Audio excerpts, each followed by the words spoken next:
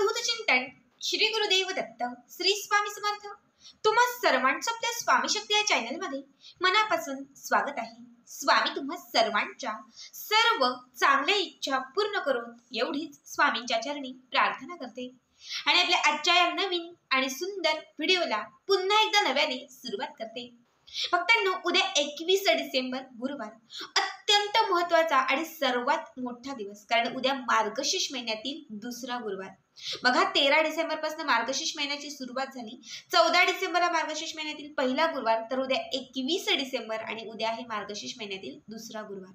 संपूर्ण मार्गशीर्ष महिना हा माता लक्ष्मीची सेवा करण्यासाठी, माता लक्ष्मीची कृपा प्राप्त करून घेण्यासाठी अत्यंत महत्त्वाचा महिना।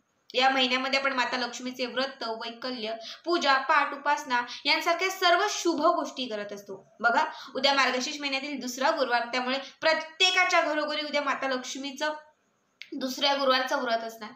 खरं तर कुठलीही पूजा असेल, कुठलंही व्रत असेल, हे व्रत पूजा करण्या अगोदर आपलं स्वतःचं शरीर शुद्ध असणं खूप महत्त्वाचं आहे। आपण स्वतः पवित्र असणं खूप महत्त्वाचं आहे। बऱ्याच वेळा काय होतं, आपल्या अवतीभोवती एखादी बाधा असते, कुठली तरी बाधा आपल्याला जखडलेली असते, एखादी वाईट शक्ती आपल्यावरती प्रभाव टाकत असते, आणि जेव्हा अशा कुठल्या तरी दोषात आपण असतो आणि त्यानंतर जर आपण कुठली सेवा, पूजा, पाठ करत असाल, तर त्या सेवेचं फळ आपल्याला हवं तेवढं लाभत नाही। मग आपण सांगतो की मी इतकी उपासना करते, सर्व सेवा करते, मी सगळं काही मनापासून करते, पण तरी पण मला लाभ मिळत नाही किंवा लक्ष्मीची कृपा मला प्राप्त होत नाही, माझे प्रश्न सुटत नाही।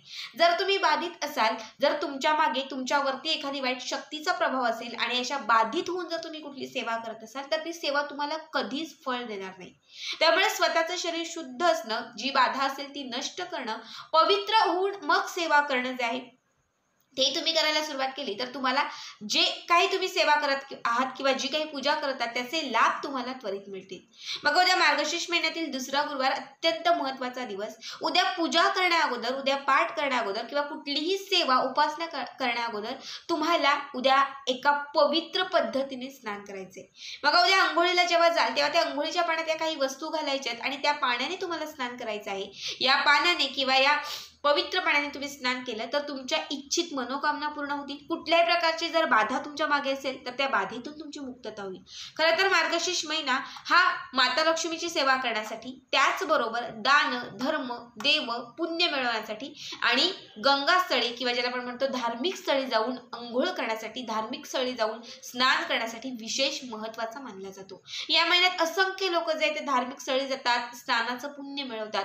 आता आपल्याला जरी धार्मिक स्थळी जाणं शक्य नसेल, काही काम असतील किंवा काही गोष्टी असतील की नाही जमत, तर तुम्ही मार्गशीर्ष महिन्यातील या काही गोष्टी ज्या आहेत त्या गोष्टी घालून जर काही गोष्टी जर अंघोळीच्या पाण्यात घालून त्या पाण्याने स्नान केलं तरी संपूर्ण मार्गशीर्ष महिन्याचं जे पुण्य आहे ते पुण्य तुम्हाला लाभेल। बघा, उद्या सकाळी आपल्याला लवकर उठायचंय। माता लक्ष्मीचं आगमन आपल्या घरात होणार आहे, त्यामुळे उद्या लवकरात लवकर उठण्याचा प्रयत्न करा। कमीत कमी 5:30 पर्यंत तरी तुम्हाला उठायचं आहे।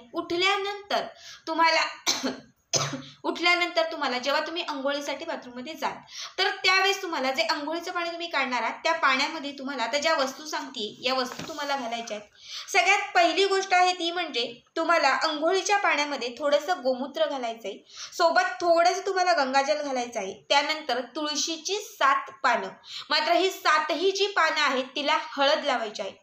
हळदीमध्ये बुडवलेली ही तुळशीची 7 पानं तुम्हाला अंघोळीच्या पाण्यात घालायची आहेत। सोबत तुम्हाला तुळशीच्या जवळची थोडीशी माती घालायची आहे। बघा, तुळस माता ही भगवान श्री विष्णूंची प्रिय सखी मानली जाते आणि जिथे भगवान श्री विष्णू तिथे माता लक्ष्मी असते। खरं तर माता लक्ष्मीला प्रसन्न करण्यासाठी आपल्याला भगवान श्री विष्णूंची सेवा करावी लागते। तुळशीची माती असेल किंवा तुळशीचं पान असेल, त्यामध्ये भगवान श्री विष्णूंचा साथ समजला जातो। भगवान श्री विष्णू जे आहे त्यांचं स्वरूप या तुळशीच्या मातीमध्ये आणि तुळशीच्या पाण्यामध्ये समजलं जातं। त्यामुळे थोडीशी तुळशीची ही पवित्र माती आणि तुळशीची ही 7 पानं हळदीमध्ये माखवलेली तुम्हाला त्या अंघोळीच्या पाण्यात घालायचे आहेत। खरं तर हळदीचे जे उपाय आहेत ते गुरुवारच्या दिवशी तुम्ही केल्याने भगवान श्री विष्णूंची कृपा प्राप्त होतेच, माता लक्ष्मी तुमच्याकडे प्रसन्न होतेच, त्याचबरोबर तुमचा गुरुग्रह देखील स्ट्रॉंग होतो। कारण गुरुवारचा वार असा आहे की हळदीचे उपाय केल्याने तुम्ही जेवणात करा, वापरण्यासाठी करा, अंघोळीच्या पाण्यात करा, जेवढे तुम्ही हळदीचे उपाय कराल तितका तुमचा गुरुग्रह आहे तो स्ट्रॉंग होत जाईल। ठीक आहे, यानंतर याच्यामध्ये तुम्हाला 7 अख्खे धने घालायचे आहेत, पण ते 7ही अख्खे धने जे आहेत ते कुंकवामध्ये पूर्ण लाल करायचे.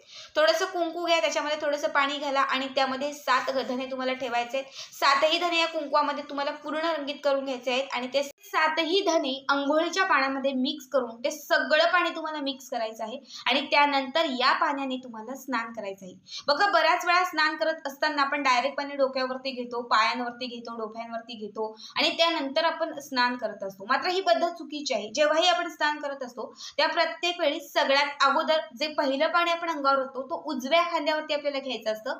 उजव्या खांद्यावर घेऊन त्यानंतर डाव्या खांद्यावरती आणि मग डोक्यापासून आपल्याला अंघोळ करायची असते. तर उद्या देखील तुम्हाला याच पद्धतीने स्नान करायचं आहे. स्वच्छ स्नान झाल्यानंतर तुम्हाला तुमचं जे देवघर आहे त्या देवघराच्या समोर माता लक्ष्मीची आराधना करायची आहे. तुळशीजवळ एक सकाळी आणि सायंकाळी देखील दिवा प्रज्वलित करायचा आहे. जो दिवा तुम्ही प्रज्वलित कराल त्याच्यामध्ये चिमूटभर तुम्हाला हळद घालायची आहे आणि तुमची इच्छित मनोकामना जी आहे ती माता लक्ष्मीला तुम्हाला सांगायची आहे. त्यानंतर मग तुमची जी काही कामं असतील ती कामं तुम्ही करू शकतात. फक्त एकच गोष्ट लक्षात ठेवा, जेव्हाही तुम्ही स्नान करून जेव्हा बाहेर निघाल